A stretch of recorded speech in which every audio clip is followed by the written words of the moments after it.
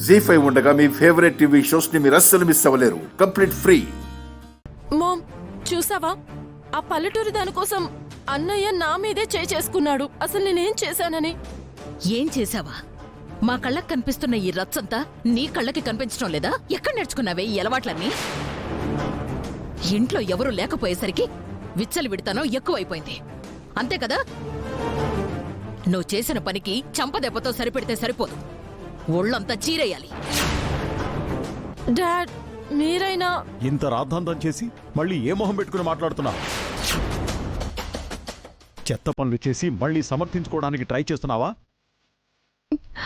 మావయ్య గారు, ఏదో చిన్నపిల్ల తెలియక ఒక చిన్న తప్పు చేసింది. చెప్తే అర్థం చేసుకుంటుంది. దయచేసి తనని మీరంతా అపార్థం చేసుకోకండి. ఇంకా చిన్నపిల్లేంటమ్మా, చేయి జారిపోయే పనులన్నీ చేస్తుంటే? తప్పులు అందరి వల్ల జరుగుతాయి మావయ్య గారు. స్వతహాగా తను తప్పుటడుగులు వెయ్యకపోయినా చెడు స్నేహాల వల్ల కూడా తప్పుడు దారిలో నడిచి ఉండొచ్చు కదా. మందలించి చెప్పేదానికన్నా మంచిగా చెప్తే తను తెలుసుకుంటుందని నా అభిప్రాయం. చాలు తల్లి, చాలు. నీ ఉపదేశాలు, ఉపన్యాసాలు ఇక చాలు. ఎప్పుడూ లేనిది మా అన్నయ్య నా మీద చేసుకున్నాడు.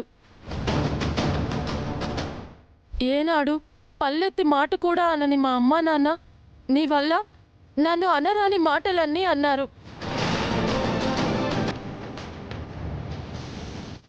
ఇప్పుడు నీకు సంతోషంగా ఉందా?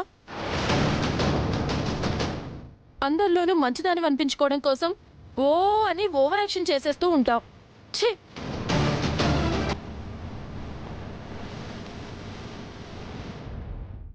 ఇన్ని రోజులు హన్సికాని సరిగ్గా పట్టించుకోకుండా చాలా తప్పు చేశాం. సిటీ కల్చర్లో ఉండడానికి ట్రై చేస్తుంది అనుకున్నాను, కానీ ఇలా కంట్రోల్ తప్పే పనులు చేస్తుందని నేను అస్సలు అనుకోలేదు.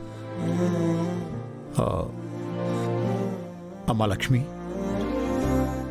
హన్సిక అన్న మాటల గురించి నువ్వు అస్సలు పట్టించుకోకు.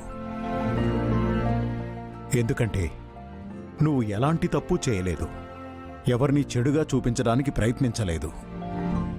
అయినా విషయం ముందే చెప్పుండుంటే ఇంత దూరం వచ్చేది కాదు కదా. అది అలా కాదు మావయ్య గారు.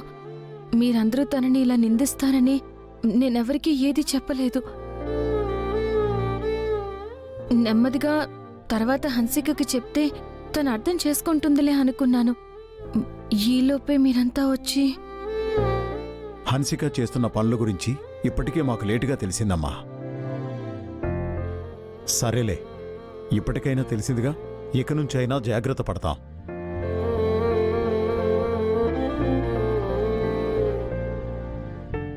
లక్ష్మి, జరిగిన దాని గురించి పట్టించుకోకు. నువ్వెళ్ళి నీ పని చేసుకో.